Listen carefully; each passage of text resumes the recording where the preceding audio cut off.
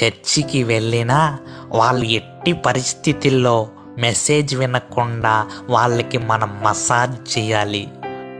ఒకవేళ వాళ్ళు మెసేజ్ వింటే మన జీవితం డ్యామేజ్ అవుతుంది. సరేనా? మాది పాస్టర్ గారికి మసాజ్ చేయాలా? పాస్టర్ గారికా? పో, ఆయన దగ్గర పోయి ప్రార్థన చేసుకోపో, పాతాళానికి వెళ్తావు. పేడ విరగడవుతుంది నాకు. చెప్పింది చెయ్యరా అంటే సరేనా? సదే కుదువు కాదు. అది సదే కాదురా, సరే.